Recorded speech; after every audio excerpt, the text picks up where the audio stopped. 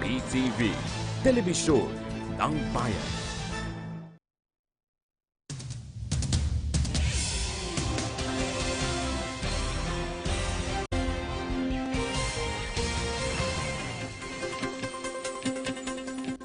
Magandang hapon, nagbabalik ang PTV News Break. Lagay ng panahon sa mga susunod na oras, alamin natin yan sa PTV Info Weather.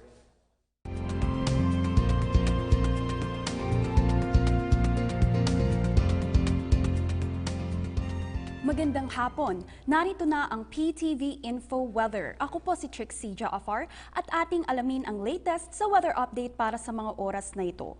Patuloy pa rin nakakaapekto ang tail end of a cold front sa eastern sections ng Southern Luzon at Visayas. Hanging amihan naman o northeast monsoon ang nakakaapekto sa may bahagi ng northern at central Luzon. Kaya asahan ang maulap na kalangitan na may mahina hanggang sa katamtamang mga pag-ulan at pulupulong pagkidlat pagkulog ang iiral sa rehiyon ng Kabikulan, Gitnang Kabisayaan, Silangang Kabisayaan at Caraga. Habang maulap na kalangitan na may mahinang mga pag-ulan ang mararanasan sa mga isla ng Batanes at Calayan. Para naman sa mga taga Maynila at nalalabing bahagi po ng Luzon, asahan ang bahagyang maulap hanggang sa maulap na kalangitan na may pulupulong mahihinang mga pag-ulan ang iiral naman ay bahagyang maulap na kalangitan hanggang sa maulap na kalangitan na may pulupulong mga pag-ulan o pagkidlat, pagkulog sa nalalabing bahagi ng Kabisayaan at ng Mindanao. Samantala katamtaman hanggang sa malakas na hangin mula sa Hilagang Silangan ang iiral sa buong kapuluan na may katamtaman hanggang sa maalong karagatan. Dumako naman po tayo sa ating Metro Cities Outlook para sa mga oras na ito. Para po sa Baguio ay makakaranas po tayo ng partly cloudy skies with rain showers at ang temperatura po ay papalo ng 12 to 23 degrees Celsius. Habang sa Tagaytay naman po ay makakaranas po tayo dyan ng partly cloudy skies with rain showers at ang temperatura ay papalo ng 18 to 26 degrees Celsius. Sa may bandang Cebu naman po ay makakaranas po tayo ng cloudy skies with rain showers and thunderstorms at ang temperatura ay papalo po ng 24 to 31 degrees Celsius. Sa may Tacloban po, asahan ng cloudy skies with rain showers and thunderstorms at ang maximum temperature po ay papalo ng 24 to 30 degrees Celsius. Habang sa Davao naman po ay makakaranas po tayo ng partly cloudy skies with rain showers at ang temperatura po ay maglalaro ng 24 to 31 degrees Celsius.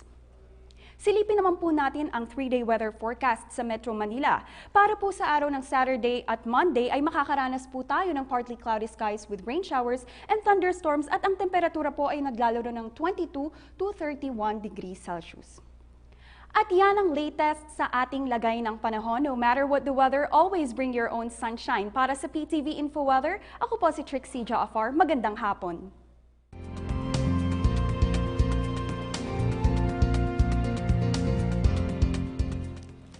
Samantala, sinaksihan mismo ni na Presidential Communications Secretary Martin Andanar at National Security Advisor Hermanes Esperon sa Washington, D.C. ang inaugurasyon ni Donald Trump bilang ka-45 Pangulo ng Estados Unidos. Agad na magkakaroon sila ng side meetings sa US at nangako iulat ito pagkabalik sa bansa. Dilino naman ng kalihim na bagamat nasa inaugurasyon sila ni Esperon ay si Chargé d'Affaires Patrick Chua Soto ang opisyal pa rin na kinatawan ng Pangulo at ng bansa alinsunod sa protocol. Nandito kami ngayon sa Capitol Grounds dito sa Washington, D.C. para po ma-experience at ma-witness ang 50th inauguration of the United States President. Yes. At yan po muna ang mga pinakamainit na balita sa mga oras na ito. Manatiling updated gamit ang aming social media sites. I-like lamang po ang aming PTV Facebook page ay follow kami sa Twitter at PTVPH. Ako po si Ralph Obina. Magandang hapon.